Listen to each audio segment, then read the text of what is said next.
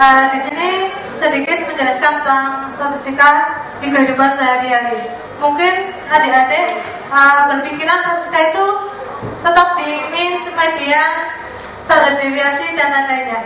Tapi coba kita aplikasikan di kehidupan sehari-hari. Adakah yang berminat di statistika? Katakan 1 orang, 2, 3, 4, 5. 1%. Lanjut. Apakah ini bagian dari statistika? Coba kita teliti. Yang pertama, sensus pertanian. Ini jelas pasti ada hubungannya dengan statistika. Karena sensus pertanian ini dibawahi langsung oleh BPS, Badan Pusat Statistika. Gambar kedua, pemilu. Ini jelas, tapi yang ini yang beda. Di pertanian, apa hubungannya pertanian dengan statistika? Nah, di statistika adalah mengolah data untuk pertanian. Misal, yang pertama itu adalah gambar panen padi.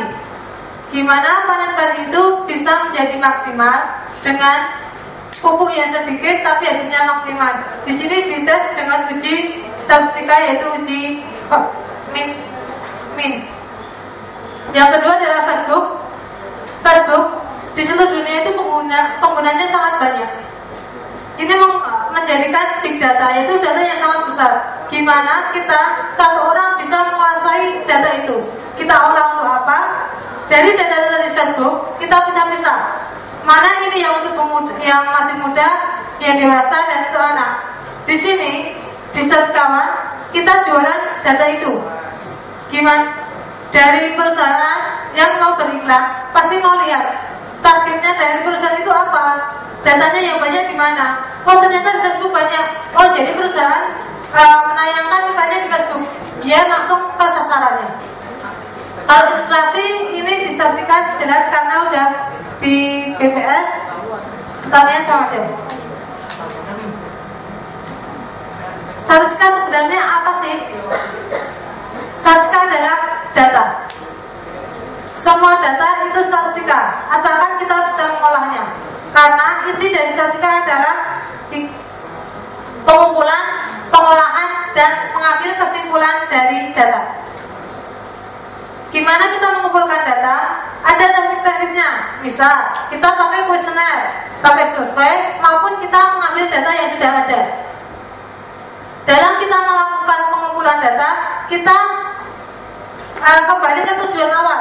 Tujuan kita melakukan pengambilan data itu apa? Maka data yang kita ambil itu langsung data-data yang murni kita butuhkan, bukan data yang banyak. Nanti kalau banyak kita peringkatan. Tapi kalau kita udah langsung ke tujuan, langsung ke survei, maka kita satu aja. Langsung pengambilan keputusan. Pengambilan keputusan itu berdasarkan data, ada estimasi dan uji hipotesis. Estimasi, misalnya, mengapa statistika ada?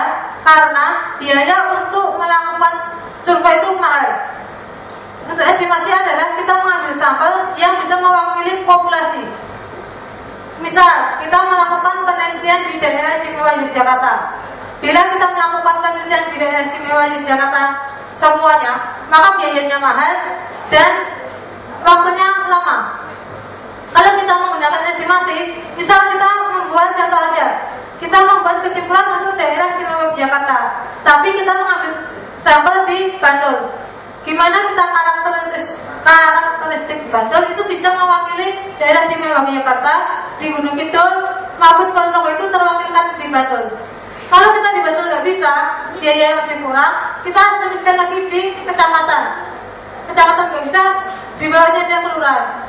Mungkin ini paling rendah adalah kelurahan. Kalau RT itu nggak bisa mewakili seluruh daerah istimewa Yogyakarta karena karakteristiknya beda-beda. Tapi kalau kelurahan masih bisa ditoleransi. Itulah mengambil estimasi. Gimana dari data yang kecil bisa membuat kesimpulan yang besar. Kalau uji hipotesis ini adalah untuk perbandingan dua data. Aktuaria.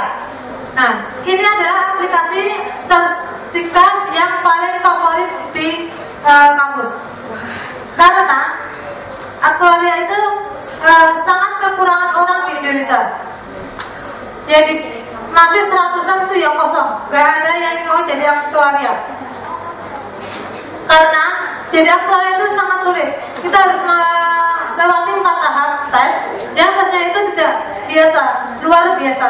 1 tahun itu kita belajar 3 jam untuk 1 mata kuliah itu aja. Itu baru kita bisa lolos kalau kita memang benar-benar. Tapi kalau kita bekerja 1 kali tes bisa lolos. Kenapa favorit? Hubungannya di sini. Seorang statistikawan yang bisa mengambil minat aktuaria itu gajinya 3 besar di dunia, paling besar. Kalau kita udah tes lolos 1 kali itu di atas 10 juta per bulan, maksimal 5 bulan bisa. Jadi kalau kita bisa jadi seorang aktuaris, karena aktuaris ini sangat kurang terdengar di Indonesia. Yaitu aktuaris itu kita bekerja di bidang asuransi, asuransi jiwa, asuransi kesehatan, asuransi pendidikan. Nah itu kenapa gajinya banyak? Karena misal kita daftar asuransi tapi kita tidak memenuhi syarat itu, maka uang yang kita setorkan itu adalah milik perusahaan. Gimana perusahaan itu membuat ide-ide yang sangat menguntungkan perusahaan, itulah di bidang aktuaris. Di aktuaris ini bisa mendapatkan ini. Tapi kalau kita nggak jadi aktuaris, hubungan dari 3 gambar ini, saat kita membuat produk, pasti kita lihat gimana kita produsen, konsumen kita. Apakah konsumen itu membutuhkan mobil keluarga, mobil sport maupun mobil off-road? Nah, di statistikawan kita membuat gimana kondisi pasar sekarang. Apa minat pasar yang paling besar? Pokoknya minat pasar yang paling besar adalah di mobil keluarga, maka kita mengeluarkan mobil keluarga. Dan itu juga melihat kondisi sasaran dari perusahaan. Misal Ferrari adalah sasarannya anak muda yang beruang banyak. Kita lihat kondisinya seberapa banyak. Mungkin segitu dari saya.